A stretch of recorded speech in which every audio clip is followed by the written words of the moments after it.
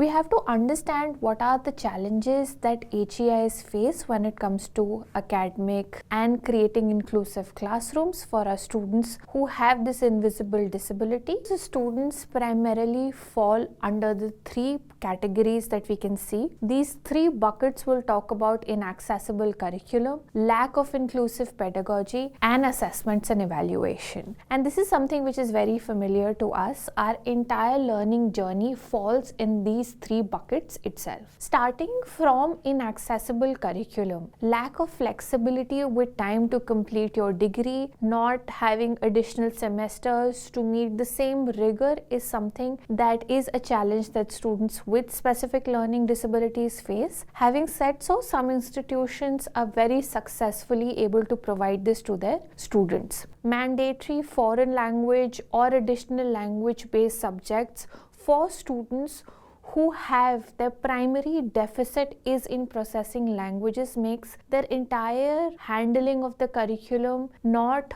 very comfortable. It's a very rigid process for them. Imagine you can excel in subjects that you're good at, but most of your time is invested in trying to be up to date with the foreign language or a language-based subject. Lack of alternatives. Instead of taking language-based courses, to add to the degree requirement is something that is lacking in a lot of institutes. Talking about lack of inclusive pedagogy. What is inclusive pedagogy to begin with? We talk about how can we use methodologies, resources in classrooms so we can cater to the diverse needs of our students. Right now we are focusing on students with specific learning disabilities. Low level of faculty awareness and training to teach students with specific learning disability is lagging. This means that a lot of our faculty members are not aware of what the challenges are. Because this is an invisible disability, it might just come across as a gap in written and oral performance, or students who are not very attentive, or they're often confused as slow learners. Till you don't understand the reason for the struggles and how can you help these students cope better, it becomes very difficult for you as a facilitator in classroom to do better. When it comes to students, difficulties in coping up in classroom is something that happens a lot. It could be because you're not getting the reading material in accessible formats, the lectures are not recorded for you to go back and go through them at your own space, note takers are not there, a lot of assistive tools are not present. So these are the basic challenges that a student might face. Assessment and evaluation.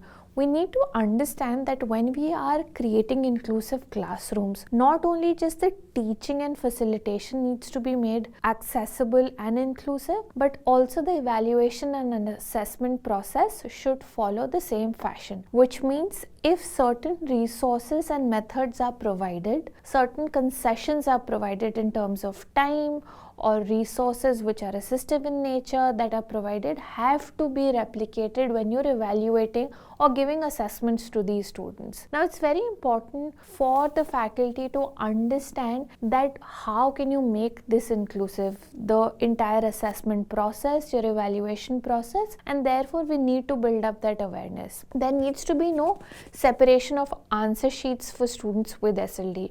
What does that mean? You don't need to create different questions or the topic has to change. You just need to make sure that how can you align it in a more inclusive manner for students who fall under the SLD category. Students more than often face a challenge with inaccessible question paper, which means that they cannot use a resource which is assistive in nature to run on the format. Maybe the font style or the font size is too small for them. There are no alternative tests or papers that they can opt for or manner in which they can be evaluated, whereas instead of giving a written project, can they make a film out of the same subject? Because we should remember that at the basis of all this, we are trying to evaluate their knowledge, and it should be done in the same manner in which it has been imparted.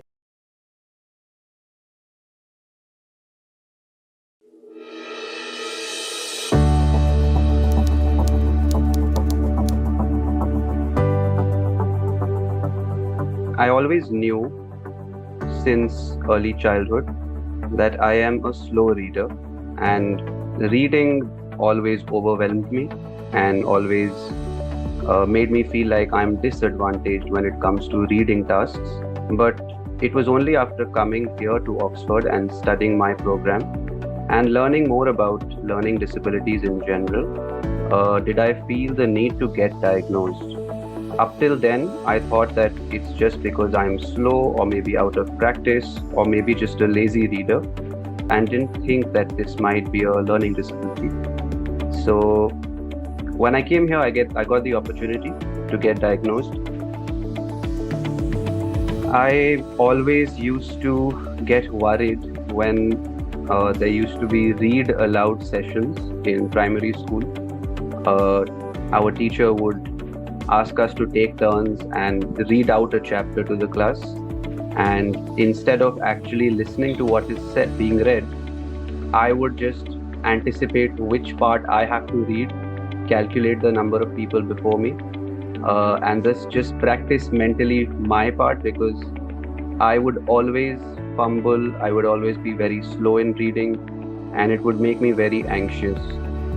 That's my biggest memory of early childhood during school. In addition to that, especially in examinations, when there is a time constraint, I would always get anxious because I would take a really long time to read through what the question is asking and never be able to finish in time. I think the biggest thing that has changed and it puts me at ease is just the fact that I can now embrace my limitation.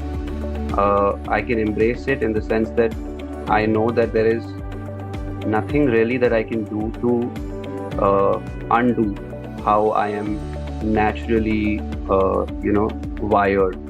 It's a neurodivergence, and I have to embrace it and learn to live with it.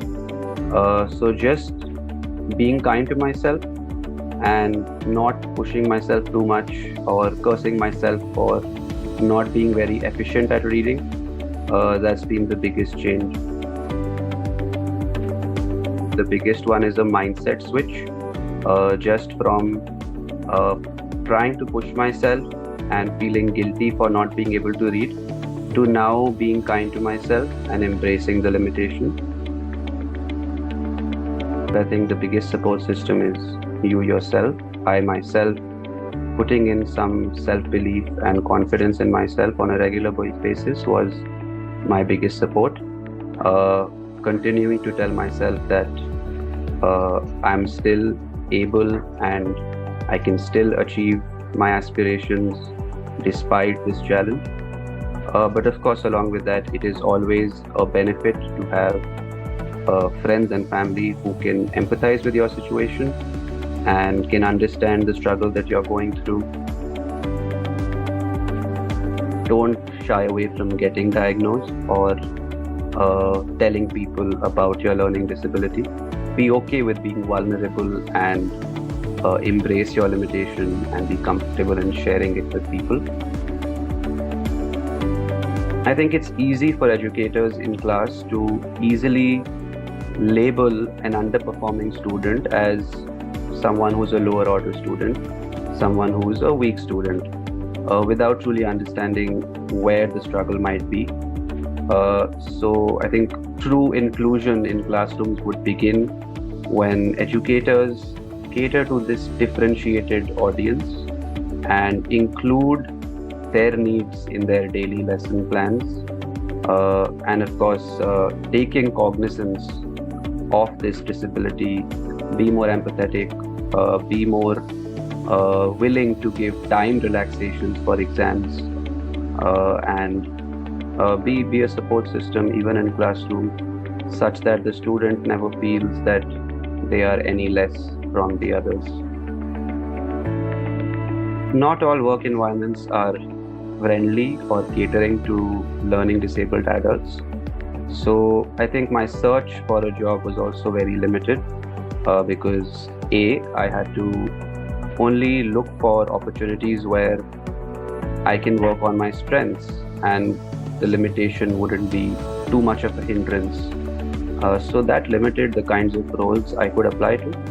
But B, more importantly, not all organizations are aware and accepting of learning disabled adults, and many also make it a social stigma. So my search was very limited, and I was fortunate to get a position where my disability is not a big hindrance to my work.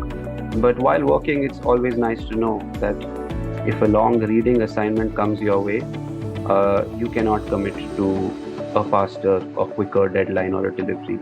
Uh, Being aware of your limitations is puts you at ease, makes you more sure of yourself, and that way